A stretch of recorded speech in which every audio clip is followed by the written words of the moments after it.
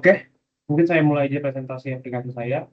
Perkenalkan, nama saya Mario F. Budiman dengan NIM 101233014.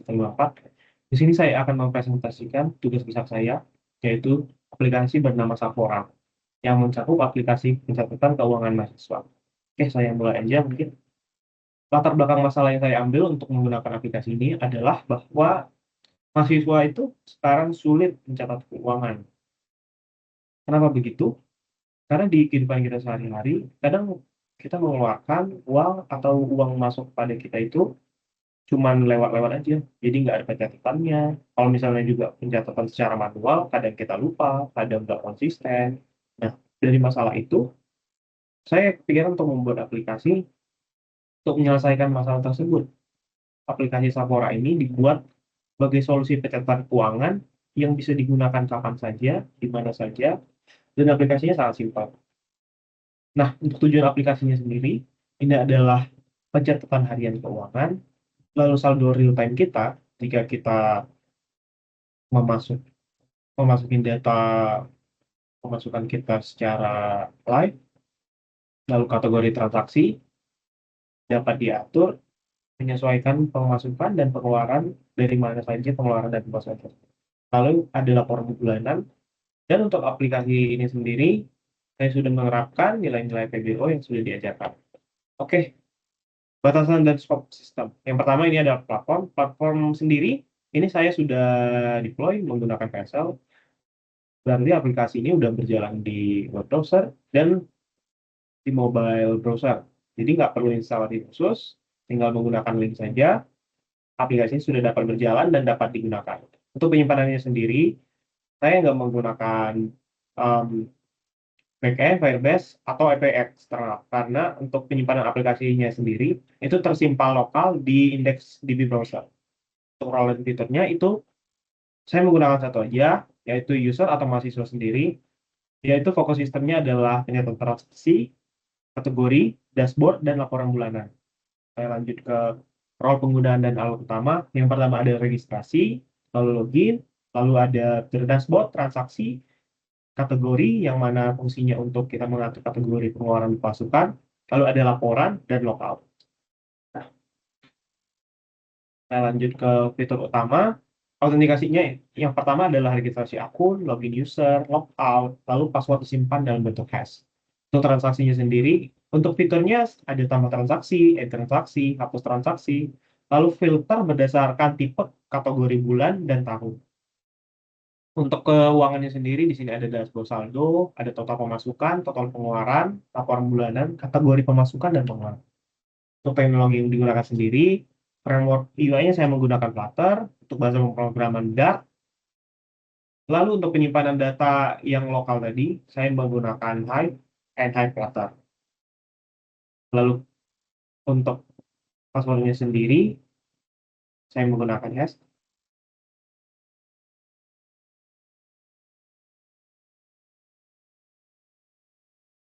Oke, lanjut ke arsitektur aplikasi. Yang pertama adalah presentation layer, yaitu screen dan widget. Lalu layer kedua ada service layer, yaitu logika bisnis. Layer ketiga ada repository layer atau akses data. Lalu storage layer yang menggunakan Hive local storage tadi. Lalu model layer adalah representasi data tersebut. Nah, diagram intinya di sini ada yang pertama ada modelnya, saya menggunakan user model, kategori model, transaction model, monthly report, and transaction type. Untuk repository, user repository, kategori repository, transaksi repository, untuk service-nya ada auth service, finance service, dan storage service. Untuk session-nya ada user session sendiri, yang mana gunanya adalah menyimpan status login sementara selama aplikasi berjalan. Kelas model kelas model mempresentasikan struktur data utama aplikasi. Lalu repository mengatur semua akses data ke Hive. Service menangani logika bisnis seperti autentikasi, perhitungan keuangan, dan inisialisasi penyimpanan. Pemisahan ini memastikan setiap kelas memiliki tanggung jawab tunggal dan dapat diuji secara independen. Untuk kelas diagram sendiri, detailnya mungkin ada di sini. Kalau di sini detailnya saya cantumkan juga di laporan akhir. Mungkin saya lanjut aja. Untuk penyimpanan data, ini adalah lokal. Jadi Sapora memilih saya menggunakan ini Kenapa saya memilih local database? Sebenarnya simpel aja, agar lebih mudah digunakan, bisa siapa saja yang menggunakan. Untuk user box sendiri, saya menggunakannya untuk data user, untuk kategori box untuk data kategori, lalu transaction box untuk data transaksi. Oke, saya lanjut aja. Penerapan PBO-nya, di sini saya ada 5 poin yang sudah saya gunakan. Yang pertama ada encapsulation, lalu object creation, abstraction, lalu separation of concern, and reusable component. Deskripsi ini sendiri mungkin bisa dilihat sendiri. Oke, mungkin kita lanjut aja ke demo. Di sini saya sudah membuat skenario demonya. Kita sambil aja gunakan aplikasi ini. Oke, di sini saya sudah jalankan. Untuk akunnya sendiri, base akunnya saya menggunakan general, yaitu admin, dan passwordnya admin123. Oke, sudah kita masukkan di sini. Muncul pada saat ini transaksi defaultnya seharusnya adalah 0, cuman tadi saya tes sebelumnya dan memasukkan total pengeluaran sebesar 10.000. Di sini bisa kita lihat dashboard dari aplikasi yang saya buat ini, ada beranda yang mana di sini menampilkan pemasukan dan keuangan kita, dan deskripsi pemasukan atau pengeluaran ini digunakan dengan apa. Lalu berikutnya di sini ada dashboard transaksi. Nah, disinilah kita memasukkan atau mengkategorikan pengeluaran atau pemasukan kita sehari-hari. Contohnya saya buat di sini. Pemasukan, kategorinya pemasukannya adalah uang saku. Lalu jumlahnya adalah kita buat 1 juta, catatan ini catatan opsional, mungkin kadang kita lupa pemasukan kita itu berada dari mana, jadi bisa ditambahkan aja untuk mendetail, contohnya dari mamah. Oke, lalu kita tambah di sini pemasukannya. Oke, di sini ada riwayat transaksi, udah ditambahkan sebesar 1 juta. Untuk kategorinya sendiri, untuk tabel ketiga, ada tabel kategori, yang mana kita bisa menambahkan kategori sesuai dengan pemasukan dan pengeluaran kita, sesuai dengan yang kita butuhkan. Contoh, mungkin sebagian orang mendapatkan uang bulanan atau pemasukan berdasarkan uang saku atau gaji. Namun mungkin ada yang lain, misalnya kita contoh, saya mendapat pemasukan dari bisnis jual beli udang. Saya pilih sebagai pemasukan, ini ditambah. Untuk kategorinya bisnis jual beli udang udah termasuk di sini. Nah, untuk laporannya ini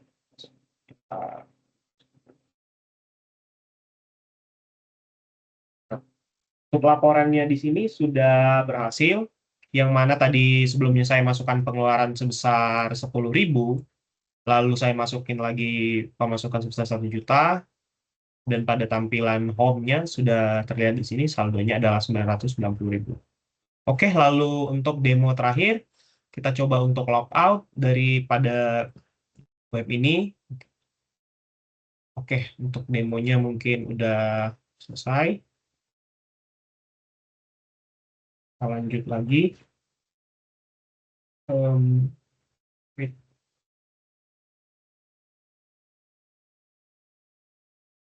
Kita lanjut lagi di sini, karena demonya udah selesai tadi. Nah, demo yang barusan saya lakukan pada web browser Windows. Nah, untuk mobilenya sendiri saya sudah mendokumentasikan setiap alur demo, saya screenshot di sini, dimulai dari login, lalu ada dashboard utama beranda, lalu ada fitur transaksi pemasukan dan pengeluaran, dan laporan. Sebenarnya untuk pengeluaran dan pemasukan, rekomendasi dari saya sendiri lebih baik menggunakan web mobile karena dari handphone kita lebih mudah diakses daripada kita membuka web browser pada laptop. Jadi saya memang mengembangkan juga terkhusus di mobile browsernya supaya lebih mudah diakses. Kita lanjut aja. Di sini hasil pengujian yang tadi semuanya sudah berhasil. Untuk data persisten juga sudah menyesuaikan dengan pengeluaran awal yang saya masukkan itu 10.000, yang berarti minus 10.000, dan saya memasukkan pemasukan sebesar 1 juta. Semuanya berhasil. Nah, untuk kesimpulan dari presentasi dan aplikasi saya ini, Sapora berhasil dibuat sebagai aplikasi pencatatan keuangan pribadi untuk mahasiswa. Aplikasi dapat berjalan di web browser dan mobile browser tanpa backend internal, karena saya sudah mendeploy.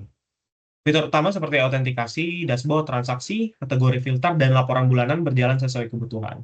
Struktur kode Sapora mendukung penerapan konsep PBO melalui pemisahan model, repository, yaitu 6 poin yang saya tekankan tadi. Oke, mungkin presentasi aplikasi saya sampai di sini aja. Untuk laporan akhir akan saya masukkan, dan video presentasi ini mungkin saya upload di YouTube. Terima kasih Bu atau Asdosi yang sudah melihat presentasi saya. Sekian. Assalamualaikum warahmatullahi wabarakatuh.